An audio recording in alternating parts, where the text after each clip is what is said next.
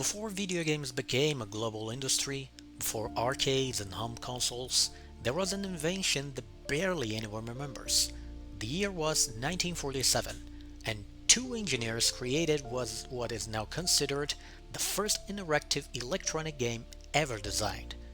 This is where it all began.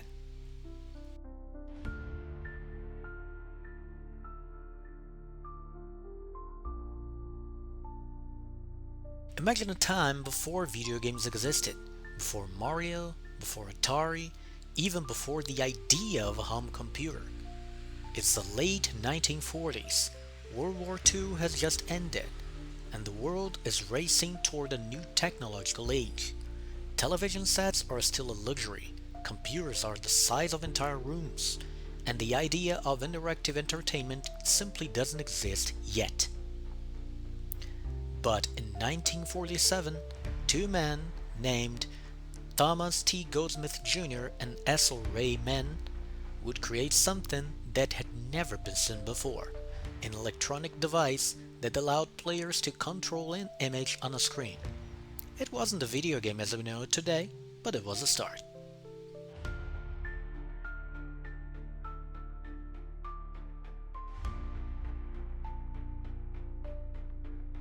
So, what exactly was this device? Well, first, forget about pixels, controllers, or anything remotely digital. This was a purely analog machine, mechanical and electrical, built around the same technology used in World War II radar displays. The device consisted of a cathode ray tube, the same kind of screen used in early televisions, combined with a series of knobs and overlays. Players could adjust the trajectory of a moving dot on the screen, simulating the experience of firing a missile at a target. By twisting the dials, players could manipulate the dot's movement, much like aiming artillery in real life. The game didn't feature actual graphics or a computer-generated environment. It relied on physical overlays placed on the screen, depicting targets like airplanes or battleships.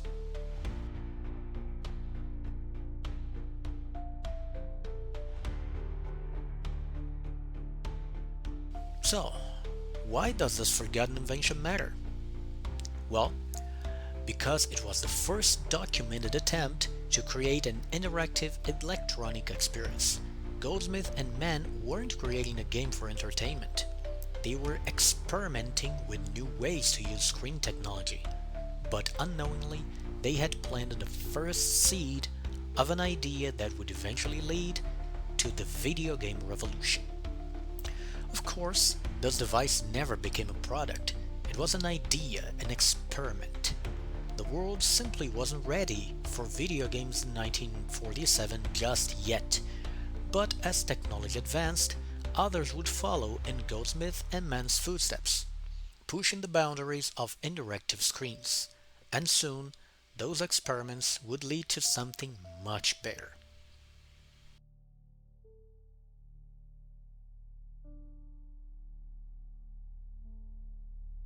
Video games, as we know them today, are built on the concept of interactivity, players making choices, affecting outcomes, and competing against one another.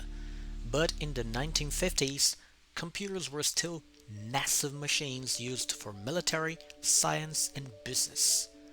So, how did people end up playing games on them? It all started with a few pioneers who saw computers not just as tools, but as playgrounds for the imagination.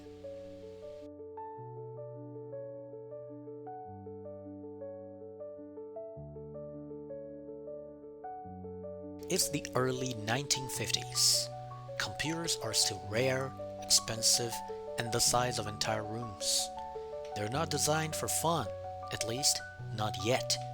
But in the minds of a few brilliant engineers, an idea was forming.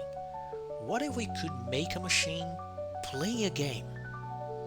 At the time when computers were strictly used for calculations and data processing, a few bold minds began experimenting with something revolutionary, using these machines for interactive entertainment.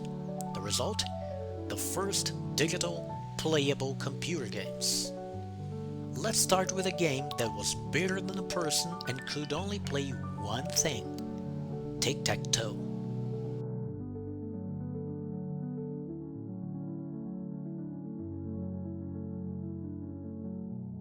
In 1950, at the Canadian National Exhibition, a massive, towering computer was unveiled to the public.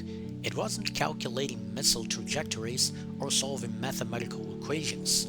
No, this machine played tic-tac-toe, and its name was Bertie the Brain. Designed by Joseph Cates, Bertie the Brain was one of the first ever digital games with an interactive screen. Players used a simple interface to compete against an AI opponent, which could actually adjust its difficulty level, something unheard of at the time. For 2 weeks, visitors lined up to challenge the machine, amazed that the computer could play a game against them. But despite its groundbreaking nature, Bertie the Brain was dismantled shortly after the exhibition, fading into obscurity. But Bertie was just the beginning.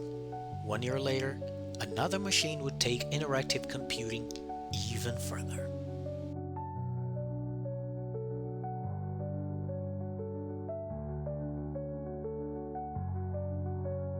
If Bertie the Brain was the first digital game people could play, Nimrod was the first computer built specifically to play a game. In 1951, the British company Ferranti introduced Nimrod at the Festival of Britain, a machine designed entirely to play a strategy game called Nim. Unlike tic-tac-toe, Nim was a mathematical game of logic, where players took turns removing objects from a pile with the goal of forcing the opponent into a losing position. Nimrod allowed players to compete against a computer, one of the earliest examples of artificial intelligence in gaming. While Nimrod wasn't a video game in the modern sense, since it didn't use a graphical screen, it was a landmark moment in gaming history. It proved that computers could be designed specifically for interactive play. And yet, the best was still to come.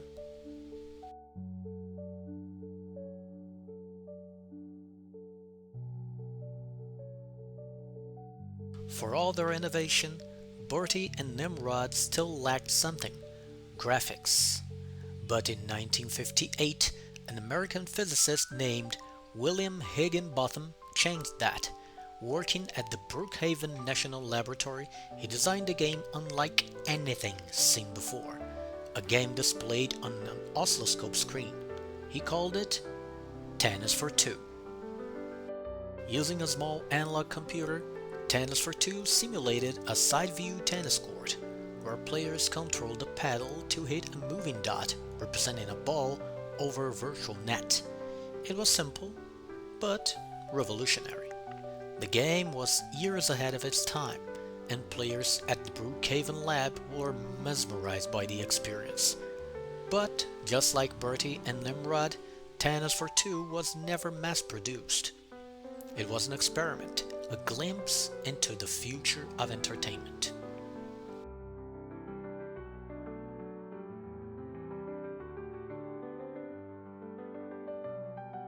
Bertie the Brain, Nimrod, and Tennis for Two were more than just technical demonstrations. They were proof that computers could entertain, paving the way for everything that came after. But there was still one problem: these games weren't accessible to the public.